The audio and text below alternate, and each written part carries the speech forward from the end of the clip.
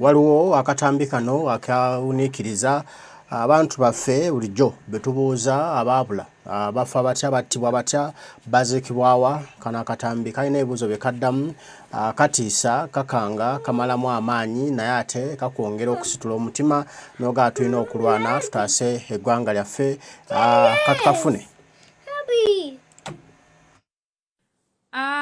Abannayuganda tugenda wuliriza akatambi k'omugenzi Kirumira n'abantu ki Museveni be yatanga ku mulembe gwa Besigye newa gye babattiranga n'abasirikale be baba basindisa okutta abantu be baba baganye kiki kye babakola. Wuliriza akatambi kano gwatalina budde tambula okaviire kuba kawanvu naye ate kanyuvu mu makati awo kalungi ddala kalimu buli kimu kyonna ebintu ebisinga ne gavumenti ya Museveni mukawulirize. Akensa story ki tekiriwo omwoyo gw'eggwanga wano abasajja tubalumba buli side tubalumba kakasa tubamazaako information eno tulina gisharinga and these people must fall down batujogereza ebbanga. Omwana wa wano bwakola ekintu ekirungi nga bagamba oyo mubbi, abaabwe bakola ebintu ebikyamu nga bagamba ebyo bituufu. Bo ne gurupu zaabwe beeyagaliza bokka. That's why no resigning nsooke malo bakyankalanya bwe naamala ate nga nzirayo era nga nkola kwata obiviiramu ddala bakunafuya. Obimanyi akali kakensa njagala okola analysis eno naye amaloboozi gano tegakutolokako. Njagala okola analysis nti omusajja ono Brigadier Sabiti Muzeeyi n'Ochola tebagenda kulongoosa poliisi olw'ensonga zino wammanga. Ensonga esooka, Ochola amaze mu poliisi emyaka 3 talina kipya kyayinza kugyongeramu kubanga ye mwennyini akoledde wansi w'abakulembeze ba poliisi bonna ab'enjawulo nga poliisi ebalema nga bo basigalawo. Baaliwo ku gugundi ku Odomero ne babeerawo ku Kisembo ne balapisi ne ba IGP abalala ne Katumba Wamala. Ochola mu poliisi abaddemu Sebutinde n'ateekamu commission. Sebutinde commission abantu bali recommending okugoba abantu balina emisango tebalina omu yagobwa. Tulaguma nawe yasigala babangira basigala Bochomu basigala bebyali abalina mu biseera ebyo ba commissioner ba assistant commissioner olwaleero bakulembera poliisi ku ntikko naye nga ate abantu abali komendingibwa okuwummuza n'okuvunaanibwa olw'okukwata obi traffic, olw'okukwata obi operation, olw'okukwata obi CID. Newankubadde Kayihura yaleeta obwa mafiya mu poliisi naye ebizibu bya poliisi ng'abasirikale batabafunye bakusula kizibu kikadde ekitalinogerwa ddagala okuggyako nga bakulu bonna bayita ba directors mu poliisi bagobeddwa ne bawummuzibwa bana basingibwa ku mission e Bulaaya. Museveni aba asobola afuneyo ba retired citizens ab'amaanyi okuva mu magye, public service, abalamuzi bagendeko basomeko ku bya poliisi aba-appointing bwa-appointinzi mu bifo bya police director kuba badirector ba poliisi bakola planning zonna, strategic planning zonna. Bano abaliwo bafu bonna bafu tekuli mulamu no. Obuzibu bwa Sabiti Muzeeyi ekisooka abantu baalimu tebamwesimba bamuyita mbega bamwekengera bakimanyi yajja baketa aweeko lipooti babagobe tebagenda muwa amagezi matuufu. Tasobodde kutandikirawo okukola wadde nga obusobozi abuyina kuba ali bwomu. Ekizibu ky'obwambega namba emu. Ekizibu namba 2 ava mu first family. Abantu balowooza nti yajja kukola bya first family. Era Museveni yakoze comment nti poliisi teyamuyambye ku njiri. Kitegeeza ye ayagala poliisi ekole bye badde ekola ku mulembe wa Kayihura wadde nga banawolo bagezezaaho kwagala okwewala violence. Naye Museveni mu violence mwafuna. Ate violence eyo eswaza poliisi. Yetafayo poliisi ne bweswala mu politics. Naye netaswala ne bweswala mu politics.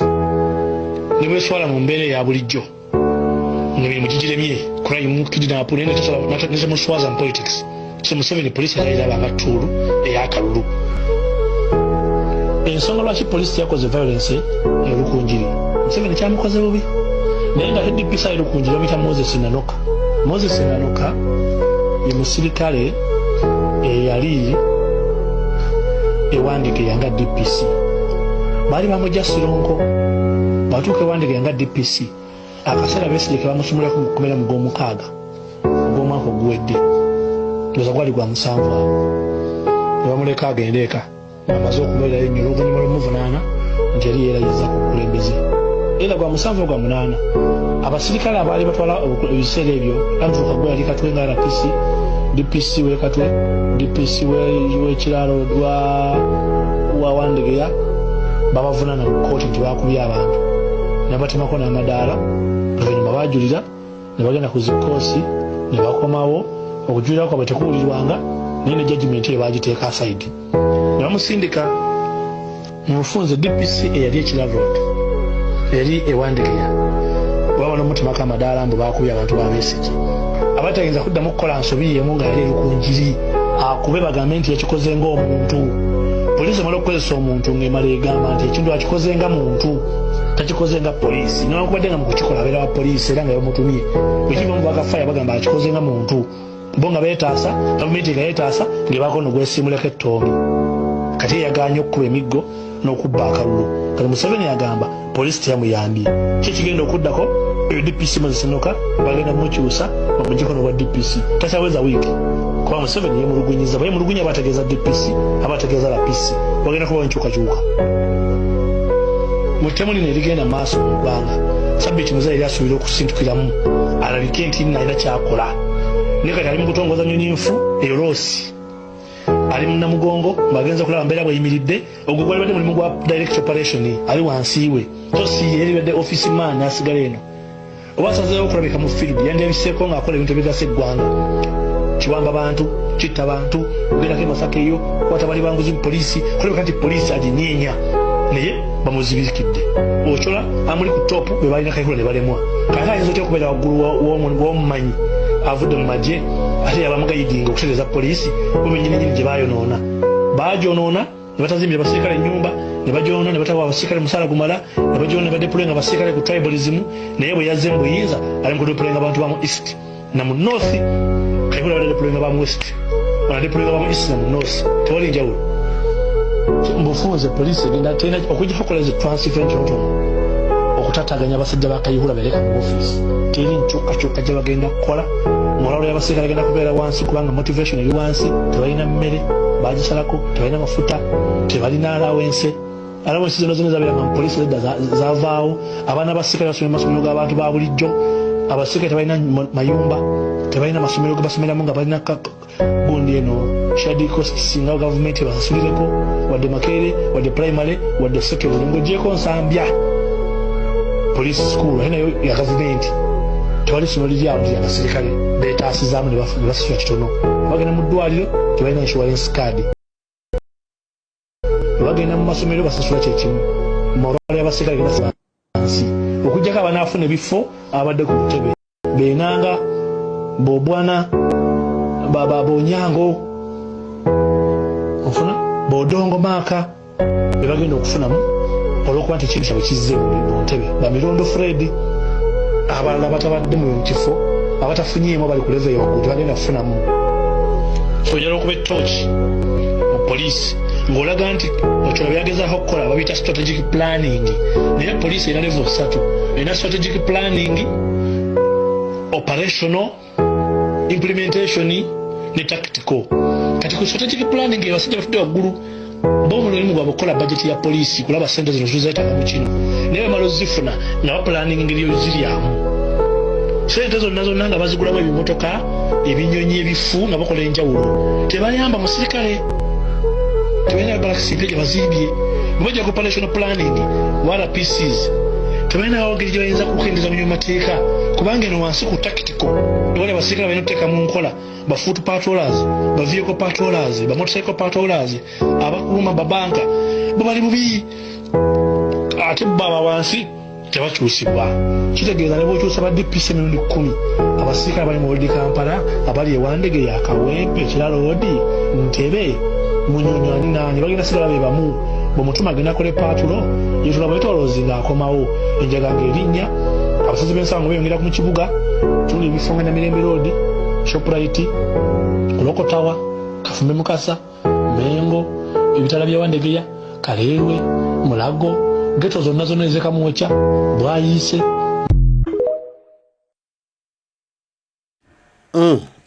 Ndowooza ebyo mubiwulidde bulungi. Eyo ye Uganda yaffe mwe tuli, mwe tutambulira buli kimu bwe kito bwe kitambula. General Museveni bw'atyo bw'akolamu ebintu bye, bw'akolamu emirimu, abantu baffe tubuuza baddawa, n'endowooza owulidde engeri poliisi gyetambulamu n'engeri Museveni baatuma, era bw'olaba buli ekikolebwa automatically General Museveni yaba akikoze kubanga yaba atumye era bw'ayagala bitambule bwe bityo. Kuba ye tayagala butatiisa, ayagala kutambula nga atiisatiisa bannayuganda. Bw'otakola bibatiisatiisa oba tokoze era gwagoba ku mulimu, obiwulidde. Ayagala abo abakola effujjo, abakola ebikolobero ku bannayuganda era abongera amayinja, naye kasita tobakolako ffujjo bannayuganda gwe akussa amayinja oba n'okugoba. Ate kasita kikwatirayo ng'okola effujjo ku bannayuganda okajjuutuka kubanga obigendamu wekka. Ebyo bye bitiisa abasirikale abamu kumuwawaabira ye ng'omuntu n'aliwa nga ye omuntu n'akola obusibe ng'omuntu kyokka ng'ate yamutuma yamukomandinga okukola bye yakola ye ali eri alya butaala. Ebyo abasirikale bamalamu amaanyi ati General Museveni naye abaddiza na muliro.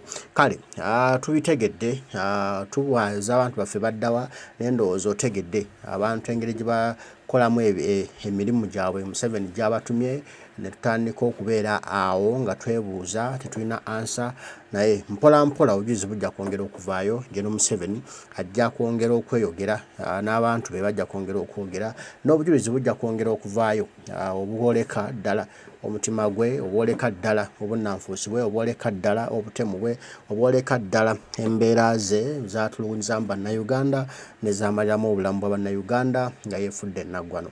Ate nno bino byonna bijja kubako accountability. One day one time ajja kufeesinga amateeka abitebye byabangawo bitya era lwaki byabangawo, ekirivaamu olinnyumiza nga naye ali mabega wa mitayimbu oba nga wedde ekibonerezo kyekimu ebyabaddawa banne.